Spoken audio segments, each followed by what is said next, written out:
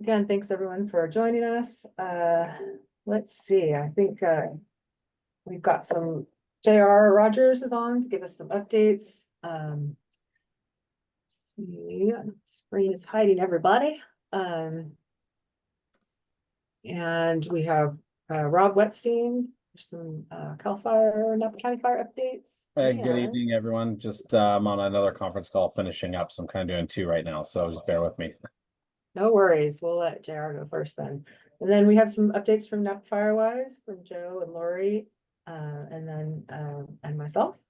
And a couple of Fire Safe Council updates, and we can do a little roundtable or Q&A at the end as we go along. So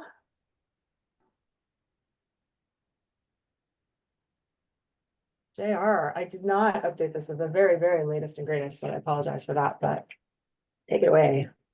Oh, all good. Good evening, everybody. Good to see folks online and to connect. Really do enjoy this time and be able to say hi. Wanted to just kind of again push the chipping program and continue to get that out there, information out there to folks. I don't know what's up with this year, but for whatever reason, it's definitely been a little bit on the slower side, although I would say steady. We're typically getting, 10 to 15 or usually about on the 10 side applications a day. So we're really running pretty much on top of when we're getting applications. So just letting folks know that it's still available. At the moment, running it into the 1st of November. Again, we'll kind of see how the weather works for us. But we're servicing piles within a few days of when they're being submitted. So just want to keep getting that out there. As far as what's on your screen, what I did is I have taken all the data that's come in and basically kind of built it out into a dashboard that Laurie and Shari have access to as to bar number of requests for the area, yards chipped, and labor hours. Why this is such a big deal? Well, wanted to see how your area is performing, but also really it comes into play when you're getting ready for your Firewise community certification. It asks for labor hours as a part of it. And so we started collecting this a few years ago to try and capture some data there. And you'll notice a lot of the areas well over the hour rating even needed to get that certification or recertified just from this. So I know Firewise and CFF has that report form on their webpage to collect that for the community. But this is just yet another avenue that you can get some of that labor hour and information. So Shari and Laurie again have updated access to this. I try to update it every week as we're going through the rest of this season. We are moving to a new software next year that will have a little more real-time information, which will be great and require less of me to update it once a week. And the other kind of great thing about that is we'll be reconfiguring the area and the data based on GIS as far as the fire safe councils are concerned. So you look at kind of the layout here. This was developed, I think, a few years ago with JC Greenberg and NCFF as to kind of what existed at the time as far as fire safe councils. And clearly we've had some more stand up since then. So next year's data will be a lot cleaner and a lot more specific to the geography of where those piles are. Also excited to see some additions of photographs in next year's version. Well, we'll start asking for pictures of piles ahead of time, which gives our folks a lot more efficient ability to kind of review things before they go out into the fields and come upon piles that may not be done or may not be done right. We can get ahead of that before we set to ship a crew. So, a lot of good forward movement in the chipping program, but just again, the two things I wanted to hit back on again was one, this data is available. Shari and Laurie have updated access to that. And two, keep pushing the chipping program. We definitely want to get that out there and get as much chipped and get a lot of that fire loading down as possible. So that's really the big thing I had for you. And I don't know if there's anything else or any questions I can answer. Hey, JR, thanks for this data. This is really great, and we'll make sure to leverage it and utilize it for the Firewise designations and the updates. Just a quick point of clarification: is this year to date, season opener to date, or is it trailing 12? Appreciate it. Yeah, no, this is specifically from April 1 to now. So this season. So I can go back and get previous seasons if we need those. I know, they're timing right as far as where you're looking to go backwards for your Firewise designation. So I can pull that data if I need to. That would be great if you wouldn't mind, and I can work with you on this. Is just if we can get 23 data, that I think that could be helpful for some of the Firewise designations. Yeah, I'll pull that down, and if folks have a specific date in mind that they're looking after, if it happens to be mid-season, we can pull that down too. Outstanding. Thanks so much for pulling this together. Yeah, Do you absolutely. have a sense for, are we on track for last year, 20% more, 10%? I Are gotta we be lighter honest. than last year? I think the sense in general is that we're a little bit lighter than last year. I haven't looked specifically at it, but I'll definitely take a look and circle back on that. Awesome. Thank you. Any other questions I can answer on this or anything else? I have a question, JR. Yeah. Hagen Oaks. I see you're doing chipping in the city limits. It's not in the city limits. It's kind of up to the city limits, like that First Street area. There is some county specific areas that are kind of in there. So yeah, we're staying in the county. Okay. When you do pull up that information, if you can make it like April to September, just so it's apples to apples, and we know if we're behind or even, that would be great. This is Deborah from Deer Park. Oh, talking about comparing 23 to 24? Yes, correct. Sure.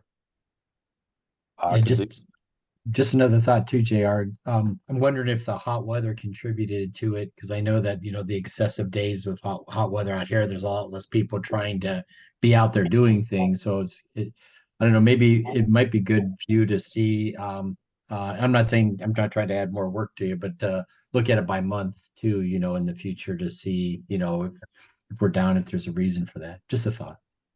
Yeah, no, absolutely. We'll mess around with that a little bit. Joe, to your question, if I look at year to date from last year, we're at 900, about 900 requests or so. And currently, we're about 863, so not far off. That's just number of requests. I'd have to look at the tonnage or the yardage, but anyway. Yeah, because I think the main number we need for the Firewise thing is labor hours, if I recall correctly. Correct. Yeah. Yeah. Yep. So yeah, I'll fool around with that and get some better data for you guys on year to date comparison. That's interesting little case study. Yeah. So this not before we move on this off of this too quickly. So Laurie and Shari, I guess one thing we need to do is we need to really map this, if we can, to the FSC specifically, because it's the aggregation of the hours. There may be, these things cross over, right? So some of these, there may be 2 or 3 that, or 1, maybe 2 that fit in, right? I think a lot of them do fit in, but there are a few that probably aren't the same shape as our fire safety council shape. So JR, you said that pretty soon you'll be able to update it more directly to the fire safety council areas, but currently it would be interesting, or maybe we can sit down together and kind of hash this out. Yeah, I do have addresses, so if we have to kind of get that nitty gritty, we can do that. But this is kind of what was handed to me as we kind of transitioned the program this fall. And like I said, next year we'll be able to go all the way down to the 3-foot line with GIS data, which will be great. I think the only ones we need to map are First Street, Alta Heights, Big Ranch, which is Valley Floor.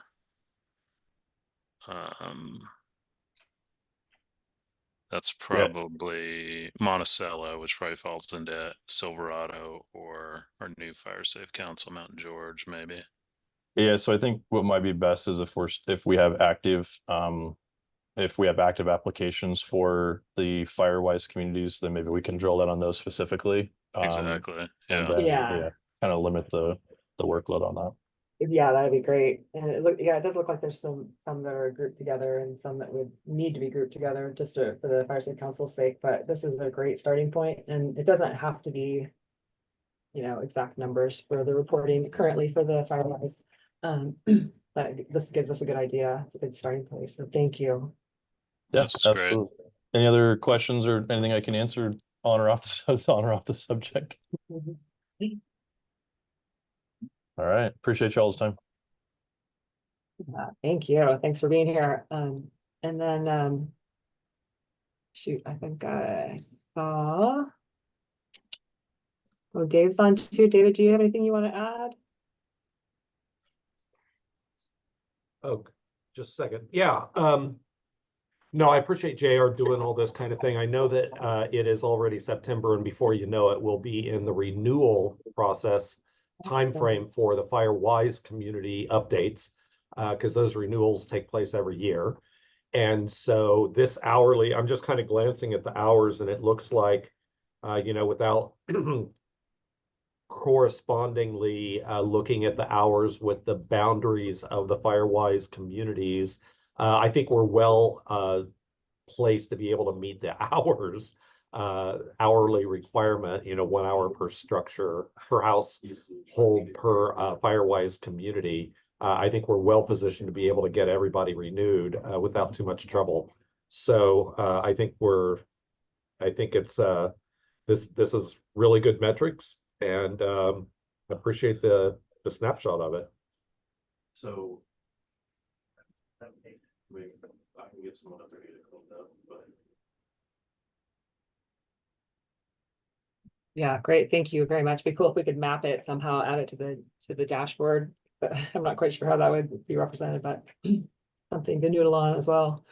And then is Rob available, or you're on a call, I know previously. Hey, everyone, I'll have to go back to me. I'm just finishing up the last call here. Okay. On that note, I know that we'll talk about this a little later, but we are planning to try to find a different Wednesday for this meeting so that our firefighting community can join us as well, because they do have a standing meeting that interferes with their attendance at this meeting. We're always glad to have you guys at the beginning of the meeting and try to add you to the front of the show so that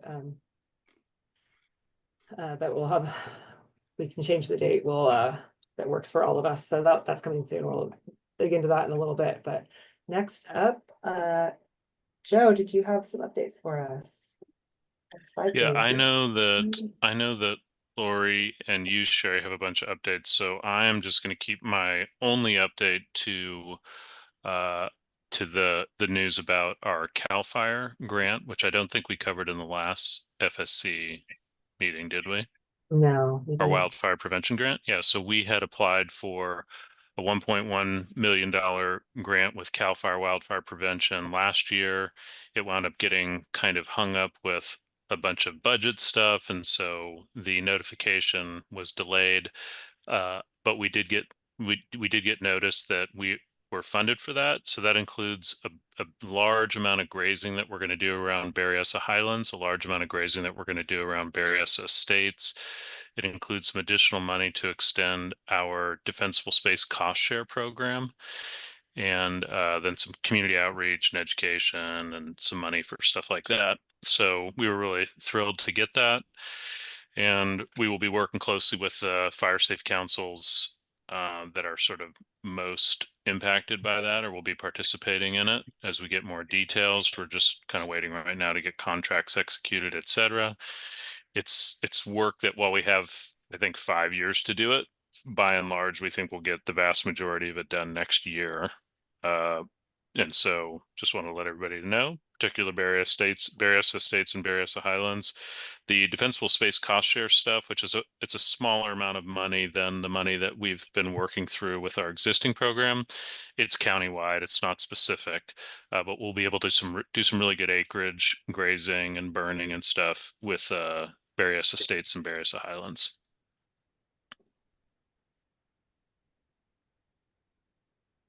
Great Thanks, news. Joe. Thanks, Joe. Yeah, it's really exciting. And just so folks know, the next round, we're going back into that CAL FIRE season again. for applications. It'll be towards the end of this year. Usually it's December, January. We're hoping that they'll give us all our holiday break and they'll actually do it like January, February this year. Don't know. We're waiting to hear about that.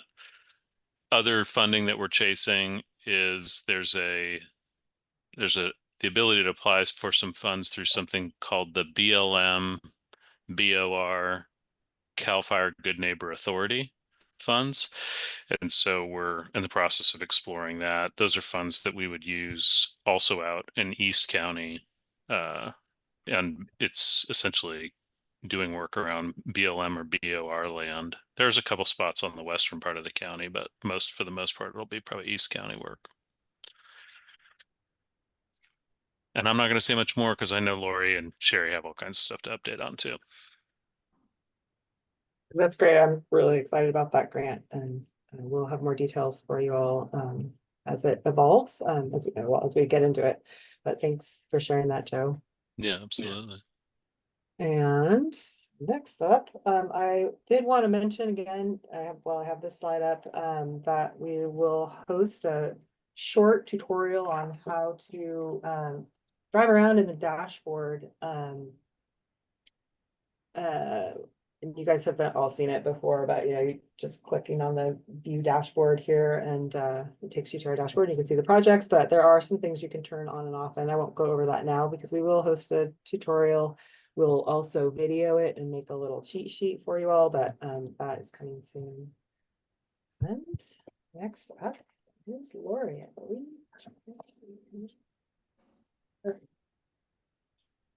Take it away, Laurie. Yeah, I just want to make sure that Rob didn't want to jump on, or is he still on his other call? Oh, didn't want to jump in front of him. Good call.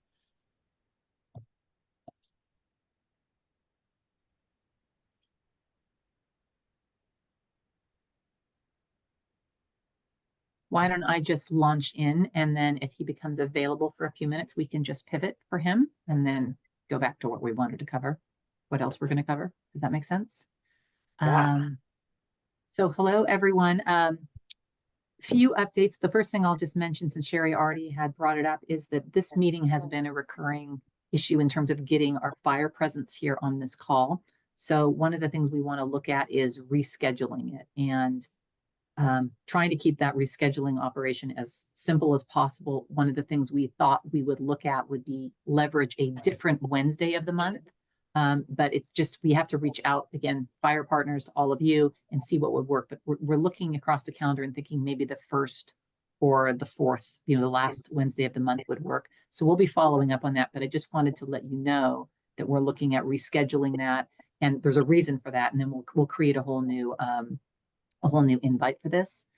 And the second part of that is, while we call this the FSC leads meeting, I'm finding that with our attendees, it's a leadership meeting. So some FSCs might just have 1 or 2 leads, and some might have a steering committee where they want other members to attend. So as we set up this new leads meeting, I just want to make sure we're going to check in with each of you to make sure we have the correct attendees. And some, I think, leads have, changed roles or maybe didn't get invited to this. So I just want to make sure when we start fresh, we have representatives of, everyone that we want to have here from fire and from our FSCs, and to make sure that we find a date that works for most of the time. That will be the goal. So we'll be following up, whether that's a doodle or whether we just pick a couple of days, and but I think we're going to try and use a Wednesday. Does anybody have a strong reaction that Wednesdays just don't work other than this Wednesday? All right. Wednesdays are good. All right. Great. Yeah. Again, it won't be perfect. There will never be a perfect day. We're going to try and work around it. All right. So that was a key thing that I just wanted to let everyone know. Also, this is where you're showing the front of our Fire Safe Council leads updates, which is a bi-weekly communication that we've been sending out. Thank you for your feedback on this. This was a new tool that we're trying to make sure that people are feeling like they're getting some information specific to their Fire Safe Council from NCFF. I think this is going to evolve over time. It was sort of a level setting of, what are the veg ops projects in my area, or what's going on with my CWPP, what sort of, opportunities or trainings or things are happening from NCFF. I think based upon the feedback that I'm getting, I am hearing that I think people want even more information on veg ops, like what are the projects in my area adjacent to my area. The CWPP, I think, can roll off to be a communication that's like, what do we need to do next? And I'm hearing more tools about what do I need to do to maintain my Firewise or my CWPP. So we're going to be, standing that up as well. But while we're all on here now, if there's, I'm scheduling 101s with you and I'm working my way through, and you're welcome to reach out to me at any time if I haven't had a one-on-one with your FSC yet. But we'd love to hear for a minute right now if anybody has feedback that they wanted to share on our biweekly leads update, if there's anything that you just haven't had a chance to ask us about or comment on. Well, I had told you that this is Deborah again, that I was really grateful that you were sending it out. It gives us at least an idea of where we're at, whether we like it or not, it's different, but I appreciate the information. It helps. Great. Thank you, Deborah. And again, we're evolving it. So feedback is always appreciated as we're going to try either a different cadence or we're going to try, different data. Like I said, maybe all of veg ops that's going on as opposed to just what's related to specific FSC. So we'll be experimenting, and, I don't think this is a shy group. So I'm expecting that we will get feedback. And then finally, I just wanted to mention that we are continuing to send out financial reports. Those financial reports are also evolving month to month. So again, those of you who've sent feedback, if you have a question about a line item on the report, there's something else you want to see, that's all been super helpful for our finance team as we're evolving that as well. So all of these sort of operational things that we're standing up, communication tools or finance tools, or how we're building out certain processes, we're all in service here to try and make this functions work as well as possible and to get the FSCs what they need. So every time you give us feedback, it's been super helpful for us to, drive things forward. So with that, I wanted to move on. If you want to take us to the next slide, Shari. So you may remember last time that I talked a little bit about our CWPP process and the fact that for the most part, when I came on board, I was looking at CWPPs and they were like in 3 stages. They were not yet started, in process, or completed. And what we found is we have a lot of these at various steps throughout their life cycle. And so I sat down with, Carol from WRM to talk through what does that look like. I talked with Shari, I've talked with some of you, and with Joe to understand what the steps are. And Carol gave me a first stab at understanding, what are all the steps that are involved. And this was important, not just for CWPP, but for me to understand foundationally how we're building out these things and how we're leveraging and engaging with stakeholders. So rolling forward, we identified, so instead of there being like 3 steps, like we have a kickoff meeting, we write the CWPP, we get it signed, we found that there's, I think, 23 steps right now. So we worked through it, and Shari, if you want to move to the next slide, what we found was that there's an actual process, that there's a point of readiness where, the FSC is ready to kick this off. Carol comes in, she works with the FSC. There's a number of, activities done to just do the initial work to understand what is the history, what is the topography, all of that information that she gathers. At the same time, NCFF needs to be identifying who are all those stakeholders that need to be involved in this community meeting. Where are all the ways we can get people to the community meeting? So there's sort of 2 pieces of work that are happening under CWPP readiness that I think that we haven't really given enough attention to. So how can we leverage our marketing team? Should we be sending out a postcard? Are there other community organizations who we should be invited in? Have we talked with all of our fire partners, our board of supervisors, ways to really get the community together to kick this off? Next is you have the actual community meeting. And that is where we have this initial work that Carol, WRM, has put together. And in theory, we should really have a broad community here represented from fire, represented from the board of supervisors, represented from the FSC and other members of the community. And that's really a meeting point, inflection point that then leads to this very long or very short, but I think it seems to be long, CWPP build out, because there's a lot of iterations in there. And as I was looking at this process, I wrote down across the bottom stakeholder communication, because I think that's where sometimes things get lost, where Maybe there's an iteration that we've added a new project, but we haven't necessarily looped back in with our fire team, or maybe we haven't looped in Mike Wilson from, Veg Ops at NCFF for his guidance on, well, that might be related to this other project. So I think there's this stakeholder communication throughout as we're working through this. I think Carol is doing a lot of work and she's working with the FSC, but we need to make sure we have all the stakeholders involved. So that was another learning as Shari and I were looking through this and having literally hours of discussions about how do CWPPs work and walking through various ones. Finally, this piece of community re-engagement really is cyclical through the CWPP build out. It's not like it's built over here and then there's a grand unveiling, but it is important to recognize that as it is becoming a fairly mature document with the projects outlined, feeling like it's pretty solid, that we re-engage with as much of the community and our stakeholders as possible. It may not be that the board member from the Board of Supervisors wants to see it again, but they should be aware that this is, that it's this stage. So they're not just surprised by a signature. Same thing with, our fire administrator, with our battalion chiefs, so that they can track this going along. And then when we get to final review and sign off, there's an awareness that this is coming. There's still one last look through. We just are working on one right now where we thought we were moving to sign off and another project was identified. So now we're stopping, we're putting the project in, but we need to go back then to our stakeholders and make sure everyone understands, what is this project? Where is the prioritization? Is there anything that we need to know to add to that? And so I just wanted to call out that we went very granular, and then we're sort of looking at these steps and determining across all of these steps who needs to be involved and adding additional steps in.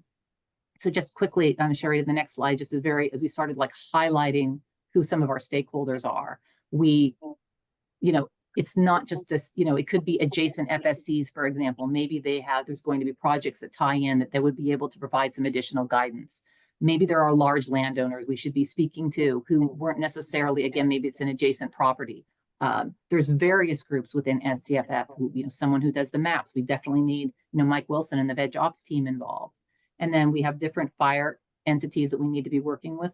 Plus there might be partners beyond the Board of Supervisors. So it's not to say that every single CWPP project is going to follow a cookie cutter process.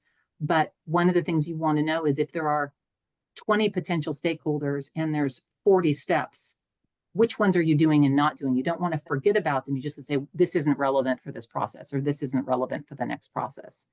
So when you get to our final slide, is Shari and I are starting to work through, and I will spare you the entire plan, but we started adding lines in and started saying, okay, is it clear that we've identified all stakeholders up front and let them know that this FSC is starting up and a CWPP is coming? So putting it on people's radar, because then just by getting that out there, there might be a different community members that they let us know about. There's an email list, or there's a group we should be reaching out to. So just by starting to look at all of the key stakeholders and all the steps, we're building this out as a repeatable process. So as we work with each of the FSCs, and we're starting at Mount George right now, and Carneros, I think, is coming online, we make sure that we get everybody engaged early on, and so that and throughout the process. So that's something we talked about last month, and I just wanted to give you some visibility into the fact that we're evolving this. And one of the reasons I feel that it's important isn't just because, we're building out CWPPs and they're so foundational, but it's also using that stakeholder and communication lens across everything we're doing. So whether we're standing up a new process, or, we've talked about working on, fundraising, or working on other types of projects with the FSCs, who are all the key stakeholders? Where are the points of inflection where we should be reaching out to people? What are the steps? And I think if we start leveraging this, it'll allow us more continuity and clearer line of sight, which I think are two of the things that I've heard in the feedback, that you want to know how things are progressing along and who all needs to be at the table. So I just wanted to walk you through a little bit of that process about where we started and kind of where we're at this point. And I don't know if Shari, you wanted to add anything to that as you were on this journey before I got here, and I come in midway, to really learn about the process. Thank you, Laurie. No, it's great to have this so thoroughly laid out, because it's easy to, maybe miss a step along the way, or having this layout, we'll make sure we're not missing follow up with any of our stakeholders that maybe haven't been as involved in the whole process, but then at the end, we make sure we loop them back in. And so it's just it's really helpful to kind of, actually, it's really helpful to have fresh eyes on the whole thing. And then we can really dig into the places where we can refine the process and make it even more thorough and hopefully also speedier at the same time as we're being more thorough, but being able to keep track of things if they sort of lag out somewhere along the way. So for those of you with new fire safe councils, looking at you, Craig, we've got a good shiny new process, and Lon as well, who's you guys are eager to get your CWP, and Pope Valley, Phil, also as the CWPP process is going for you all. This will be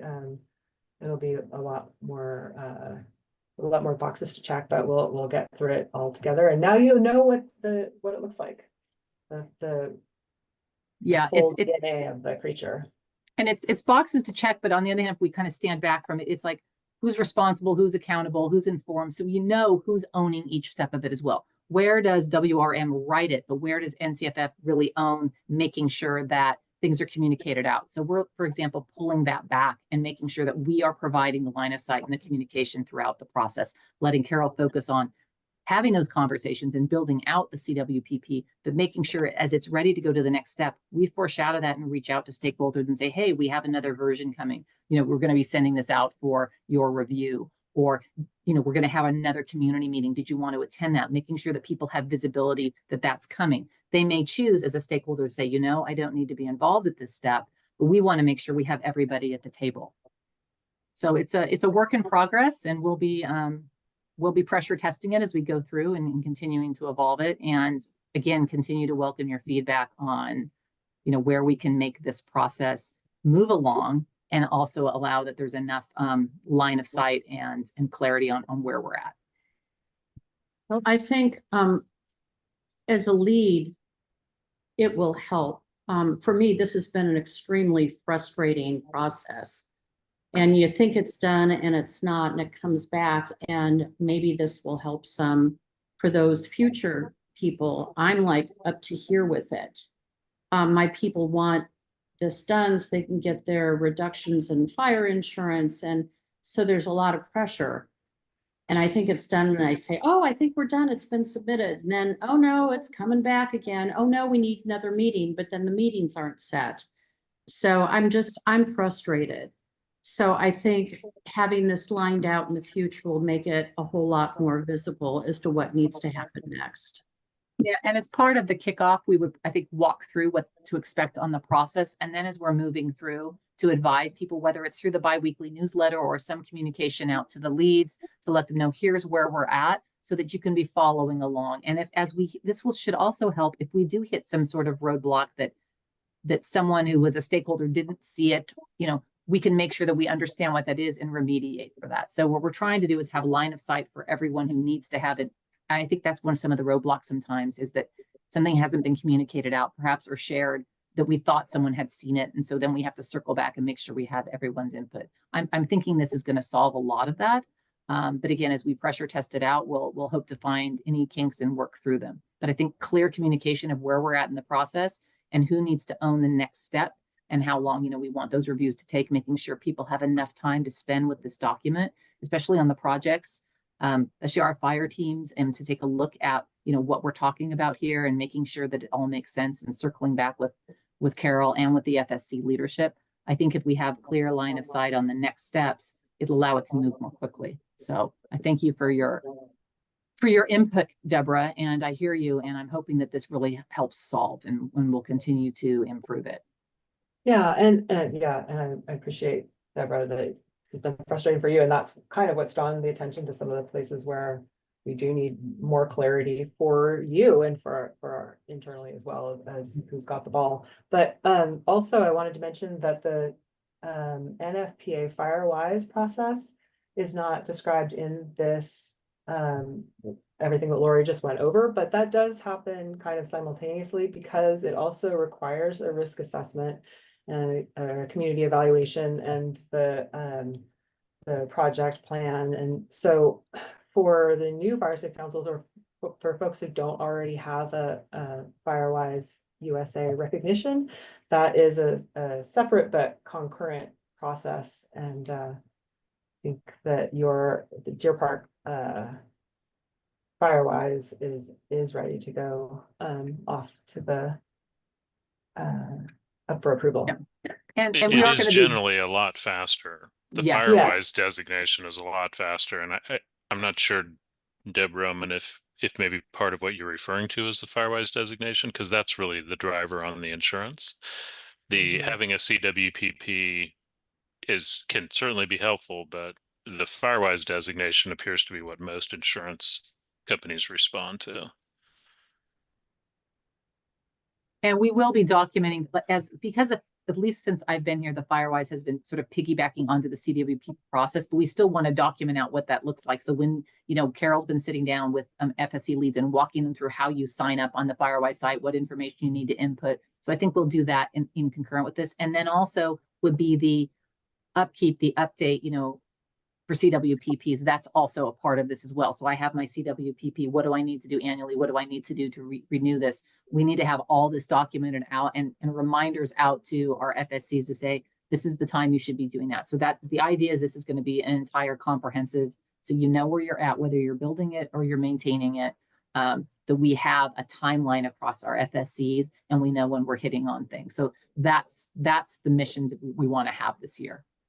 Cool. So that was my big question. We at Diamond Mountain Fire Safe Council have a CWPP, but it's sort of like it hasn't been updated, or we haven't worked on it certainly as a community or a steering committee for since it first got created.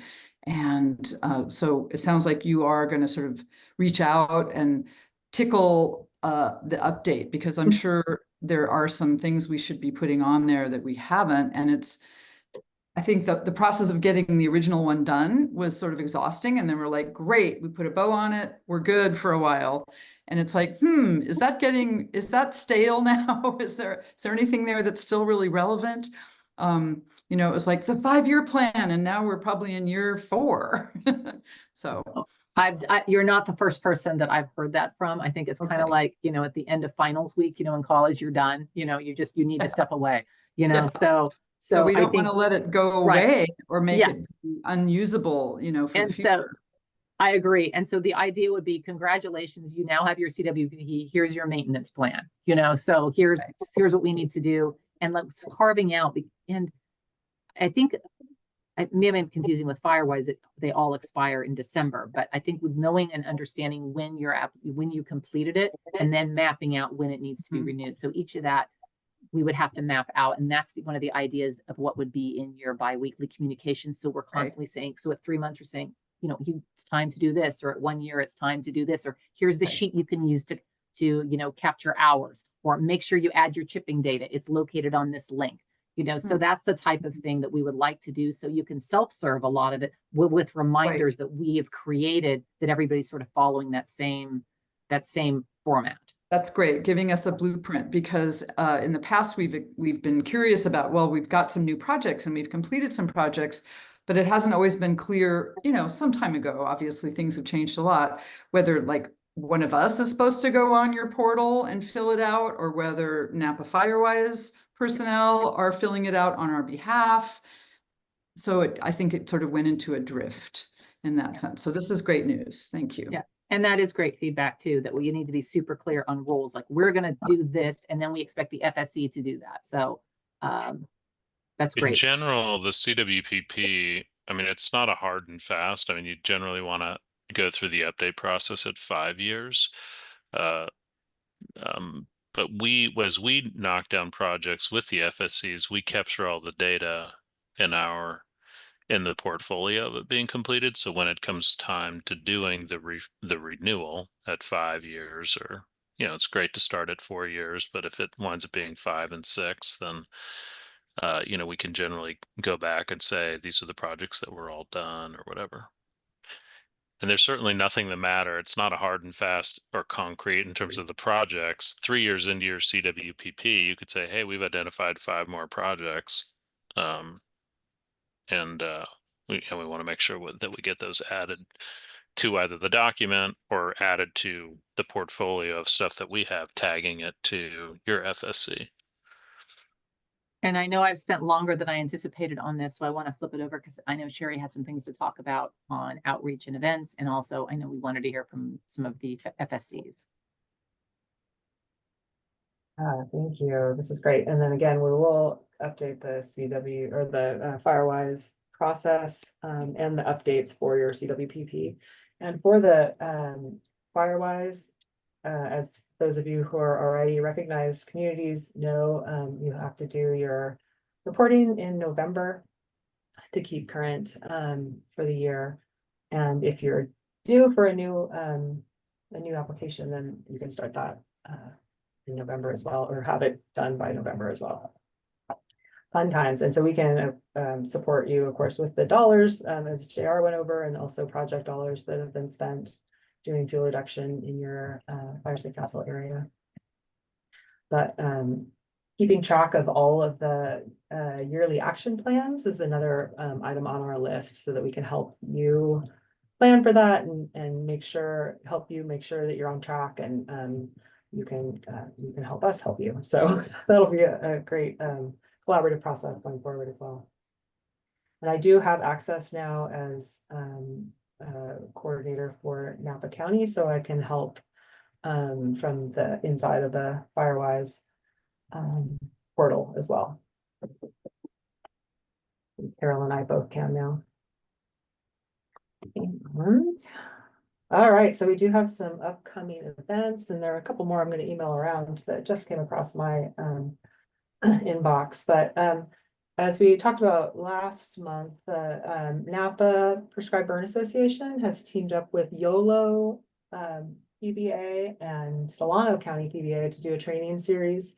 They do have one more field day. If anyone's interested in taking that training, you can review the presentations from the first training days and then attend that in-person training.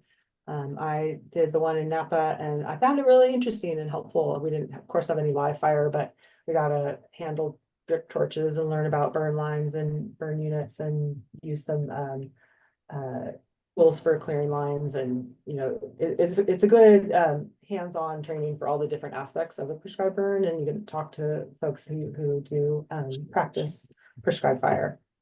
I recommend. So I can send you the link to that if you're interested again. And then we have some Fire Safe Council specific events coming up. We have a fabulous project management workshop coming up on Tuesday, September 24th.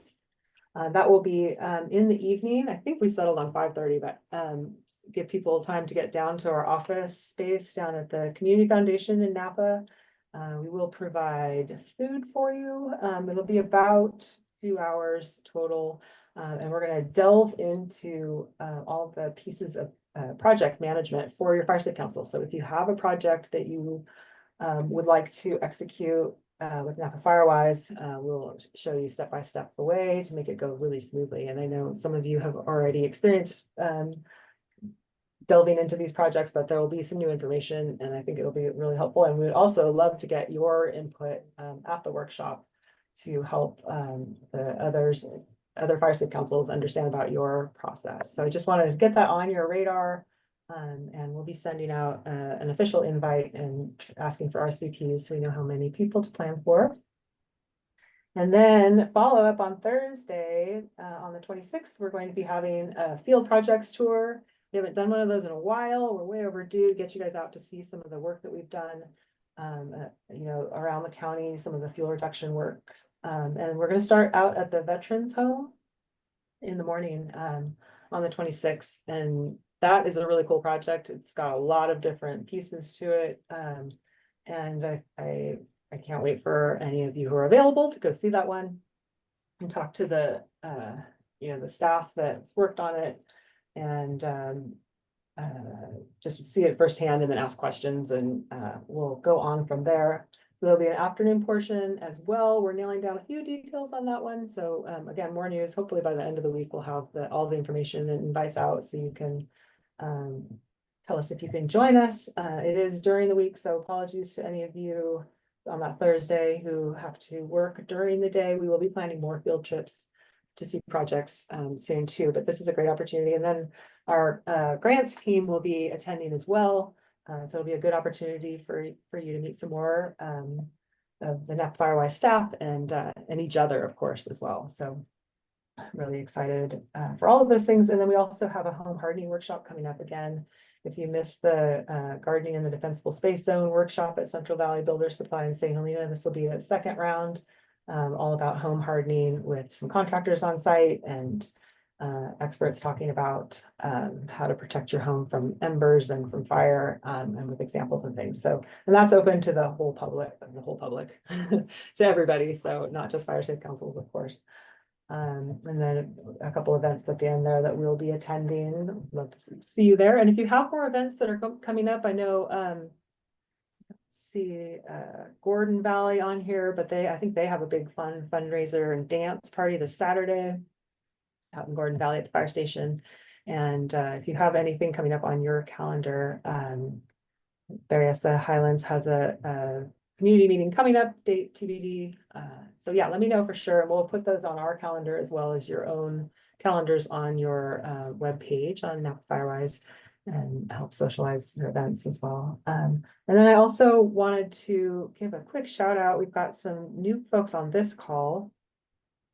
I see Mark Dorman, who is joining Phil with the Pope Valley Fire Safe Council to help build up the community out there. So thank you, Mark, for joining us for this meeting and for in advance for your help with the Pope Valley Fire Safe Council and your community out there. And if you're welcome to chime in, and if you have anything you want to say, but I'm putting you on the spot here. And then I see, and then Joseph from Silverado Fire Safe Council, one of our newer steering committee lead members. So thank you also, Joseph, for joining the call and in advance for all the work you do out there at Silverado. And Craig is on the call. Craig Priest is the new lead for the brand spanking new Mount George Fire Safe Council. And he will be, I'm sure, very grateful for support from surrounding fire safe councils and for any of you, if you have any advice to help Craig along the way. So there we go. And then as far as updates go from the fire safe councils, I had hoped to build out some slides for you. Whoops, gosh, technology. It's blank. Oh shoot. Before we get to that, there is still funds available in our cost share program. And Laurie, I don't know if there's any updates you want to share there, but Yes. really love to get more people to spend these dollars and get their homes, their defensible space tidied up. You know, I never get tired of talking about defensible space cost share. So one of the things that we have been working on, and we heard from Circle Oaks, is that one of the things they're interested in is looking at doing some properties with landowner agreements and actually doing the work for these properties and using some funds to pay for that work.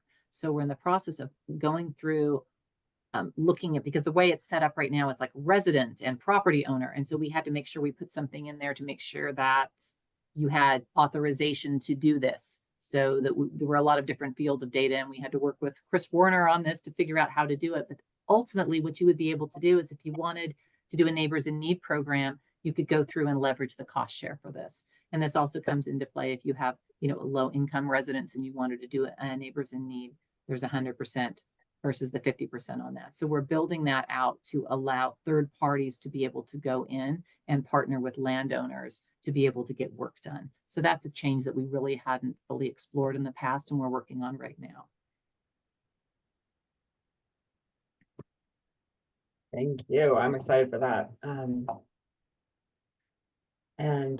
Yeah, again, highly advise if you can help share that information out about the cost share program. If people haven't completed their applications or haven't done it for any reason, it is a great way also to get a free assessment of your home. And I think a lot of you on this call have already done this for yourselves or know people who have. So I don't have to tell, I'm preaching to the choir here, but yeah, help us spread the word so we can get more work done out there and spend these dollars down for this grant. Let's see. Let's see updates. I put you on the spot again here, Phil and Mark, but the Pope Valley Fire Safe Council, Phil had sent me just a short overview. I know do you want to go ahead and give an update, or I'll chime in about the things that I'm excited about for you guys. Well, just taking a minute here. Of course, we're slow to get going. Jonathan Nixon's pushed me into it about a year ago, and it's been slow coming around. However, with Mark Dorman working with me and stuff like this, I think we can move forward a lot more quick. As a matter of fact, we're trying to schedule a meeting later this month to really get going and settle down and start hard working on this thing. So that's exciting. And I think people are coming around a little bit too, and we'll push this cost share. And now that, of course, almost everybody out here has a California unfair plan, that we could, look for deductions on that. Does anybody have any idea how much of a deduction you can get if you're in a fire safe console area? The Firewise designation appears to be around a 5% discount. We have heard as high as 10, but again, that's for the Firewise designation. It's less clear being in a fire safe council and having a CWPP. It's usually the combination. You want to be able to show, hey, I'm in a fire safe council. I mean, within the boundaries, we are a Firewise designated community. And then if you can show them your LE 100 certificate or the certificate that you get for your defensible space cost share that we do, that's sort of like the trifecta or the full thing. Is if you can show all of those things, then, it may be up to 10%. Yeah, well, I just got $1,000, over $1,000 kicked off my premium this year because I have your certificate. The Firewise designation certificate or moaned the LE 100? And I moaned and The groaned. LE 100. But anyway, Okay. we're working on it, so we'll be having a meeting soon, and then we'll be able to update you guys a lot better on what's planned. Yeah, I want to be Thank you just very much. super clear about this. So, Laurie, Shari, you were saying that's because of the that LE 100 contributed to that? Yeah, so Pope Valley's not Firewise recognized yet, but Phil Okay. did this great innovative program where he had Eric and his team come out and do a consultation, and he found that Phil's house was up to code, so he got a certificate that showed that he met the requirements for the county for defensible space. And Right. Phil shared that with his insurance company and was able to get a discount. So Great. that is another fantastic thing to do. And then if we have the Firewise USA certificate, from what I understand, you can get an additional discount for that, Phil. So we'll have Okay. to. Yeah, that's it. I'll push it for myself, obviously, personally, but for the bigger picture is to get other people interested, because everybody's moaning and groaning about the premiums these days. And anything we can do to ameliorate that certainly get us more attention. Yeah, Yes, and I love perfect. that. And we just want to make sure, because can get a little confusing. So there's just several different things. The county has an LE 100. That's Eric Hernandez. He'll come out, make sure that your house meets the defensible space code. And if you get that, then you get that little certificate. That could make a difference. Then Napa Firewise obviously offers our defensible space cost share program, which includes sort of a report that says, you did these things. That could make a difference. The Firewise designation can make a difference. Once you complete that, then you're part of a Firewise community. And that also, there's a certificate that you can get that says that you're part of that Firewise community. And then the fourth thing is the Fire Safe Council with the CWPP. So those are sort of the four things that have the potential to make a difference. Yeah. Well, we've been pushing that you could probably save money, but the biggest thing is you'll sleep better at night. Yes. Absolutely. And for Phil, I think we mentioned this last time perhaps, but he did he did invite his neighbors to come along for the ride. So they followed along with Eric and his team and learned about, what Eric was looking for. And then with Eric's new staff, they were able to go home with the attendees and do a on the spot visit to folks' homes there too. So that was great. Yeah, well done, Bill. I think, and I don't know if anyone else had success with getting the certificates too, but really, really great, easy way to go. And then I also, one of the reasons I put these photos up was some of the community members pointed out some projects for some dozer lines that from their experience with the fires in the area, they recommended some projects, and one of them I think was just completed. So that was the dozer line from Summerston to Hardin Road.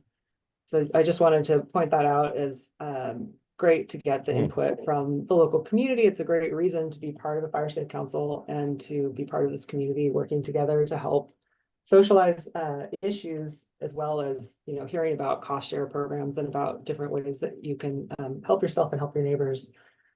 So there we go. And Rob, I don't know if you're still on the phone or if you wanted to say anything, because it's already here. We are at 6:02. Yes. How's it going, everyone? I'm back. Thanks for bearing with me. Just having multiple meetings stacked up with each other, and I've also been gone for the last couple months. Got back a couple weeks ago, traveling the state on some of these fires we've been getting. So I've been fairly busy myself as well as you guys. So, but yeah, no, I appreciate all the hard work you guys have done. Napa Firewise has been tremendous for us. All the work that you guys just talked about over at Summerston, opening up that road behind it. I know Randy finished up a lot of that stuff up on Lemon Hill, working behind Kenzo. A lot of that stuff, our dozers are usually gone this time of year. So where we would usually like to help, sometimes we just we can't. So it's nice to have you guys in our back pocket to help us out with that. And you guys are the main drivers of that too, especially when we get busy. So as much as an update from us, we got a lot of obviously a lot of stuff going on in the state. That's in particular right now, the southern part of the state. So we got a lot of stuff down there. But we are actually looking forward to this fall and winter, hopefully early winter, fingers crossed, so that way we can be more focused on fuels reduction and start working a little bit more with you guys and completing some of our prescribed fire projects and our thinning projects. So I don't have much more of an update unless you guys have any questions for me.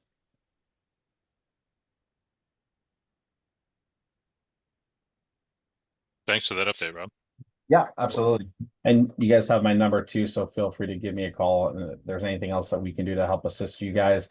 Usually we like sending our engines out to help open up roads, also even cut and pile, so that way we have some piles that we can burn in the wintertime and help you guys out with it. So well, I'm just a phone call away. I do get stacked up with emails, so I almost prefer a phone call. And if I don't answer, usually I call right back. So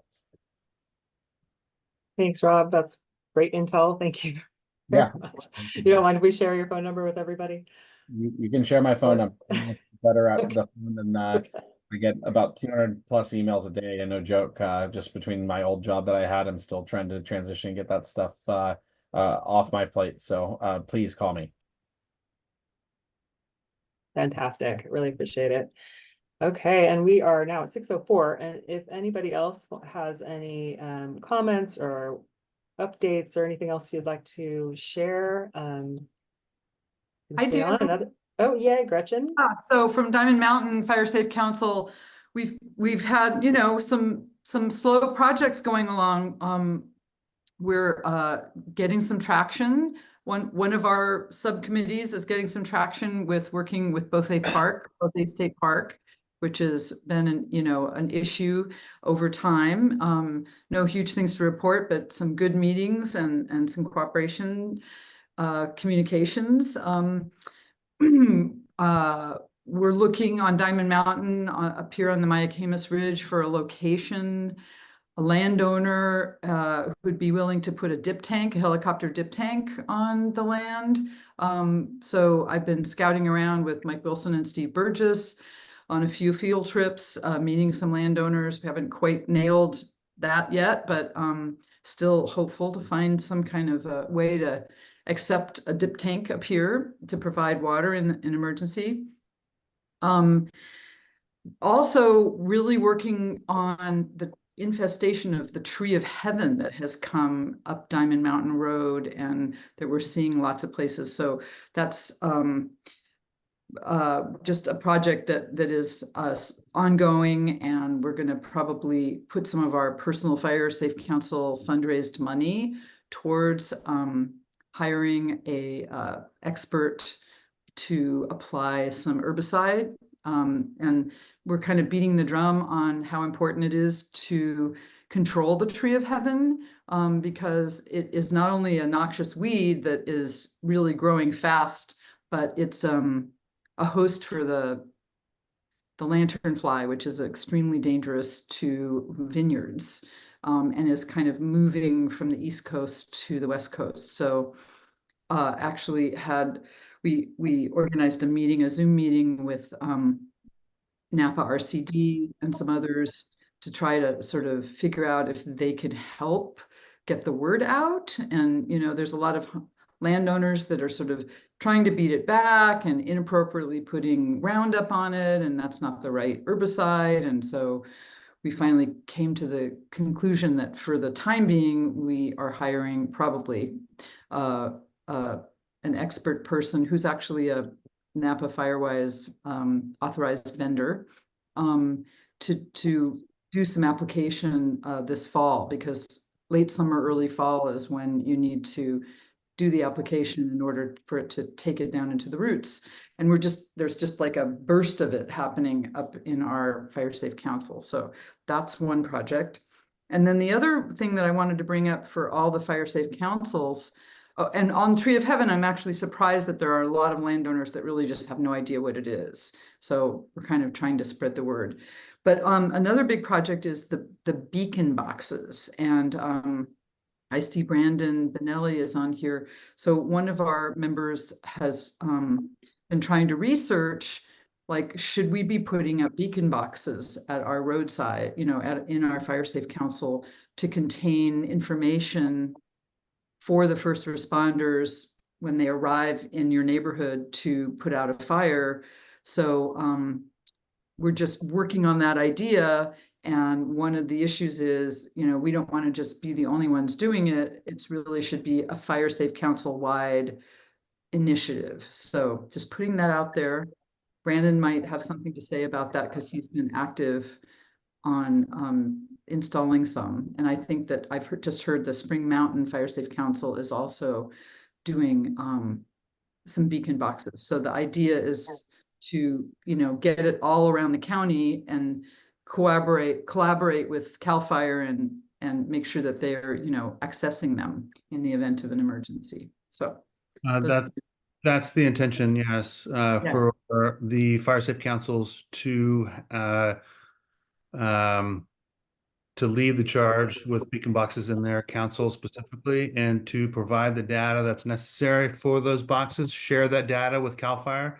And the boxes are intended for out of town fire crews that are not familiar with the area. And I think it's important for the Fire Safe Councils to lead that charge because, to take the onus off of CAL FIRE, and to, further participate in their community as a whole. We're still in the infancy of the project, but we plan to have Spring Mountain as an example for other Fire Safe Councils to lead, and hopefully set the protocol for those councils to follow. Yeah, so Diamond Mountain Fire Safe Council is, watching this closely, and we've always been in favor of it. We did our own version of it 5 years ago that was never utilized, but so we kind of pulled back. But now that this might be a movement that would be more widespread throughout the county, and if all the Fire Safe Councils were able to install beacon boxes in their neighborhoods with the sort of data that allows the first responders to arrive in a neighborhood and understand where they're going and what the various properties, contain. So anyway, that's something that's rolling forward.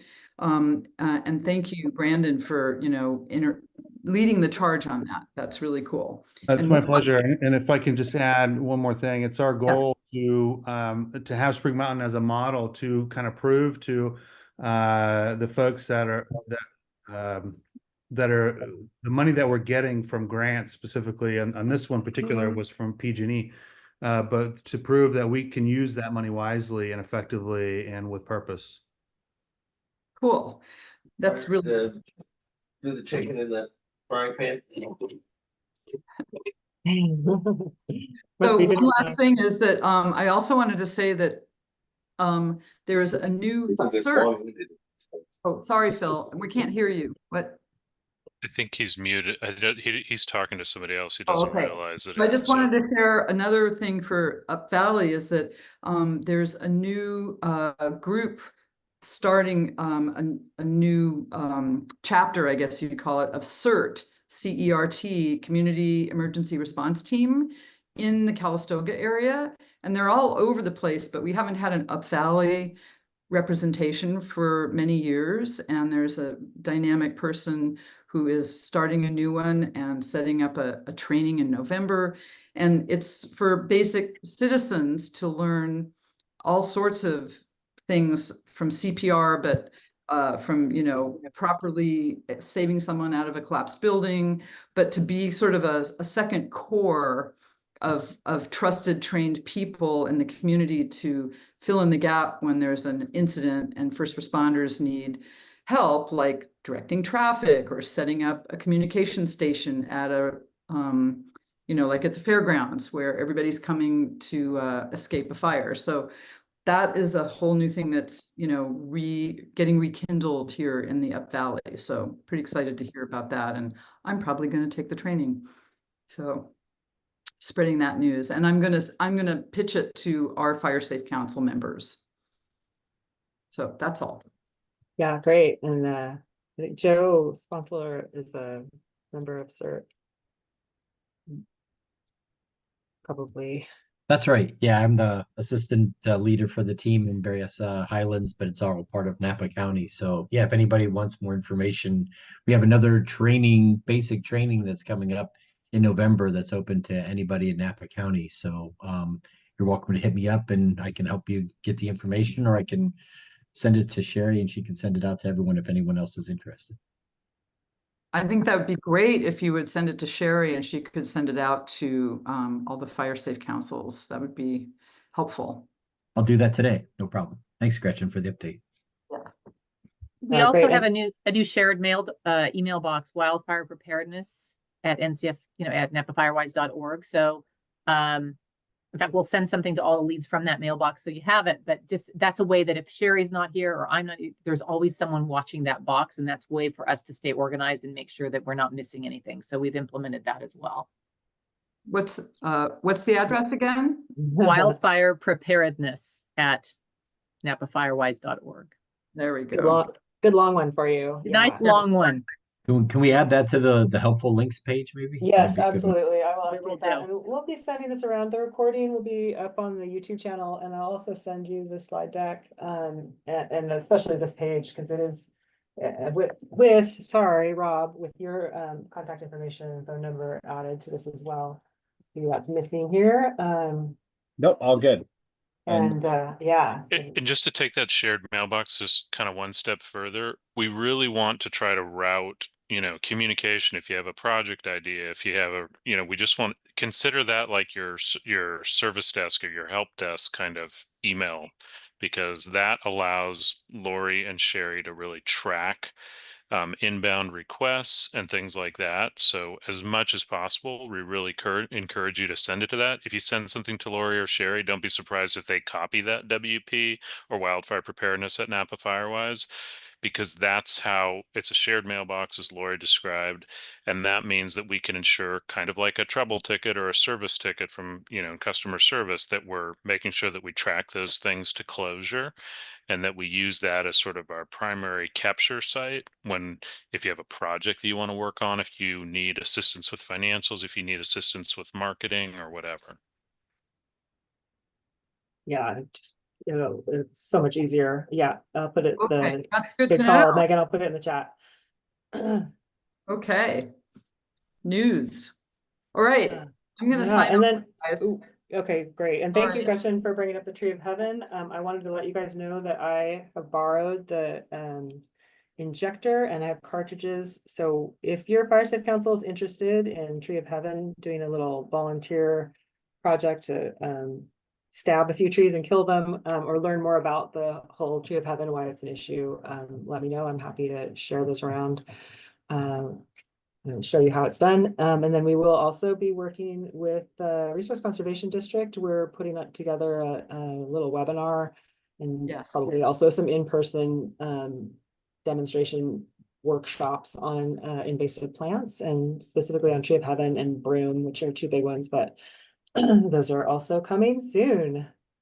Good, okay. Hey, Laurie and Shari, can you make sure you follow up with Richard Goss? He had his hand raised, and I don't know if he ever got to answer his Yeah. question, and he's already signed off. So I just want to make Yes, sure that we circle up with him. I did check with him. He had an update too, but he said he would share it next meeting. Okay. Have a nice evening, everybody. I'm going to clear off.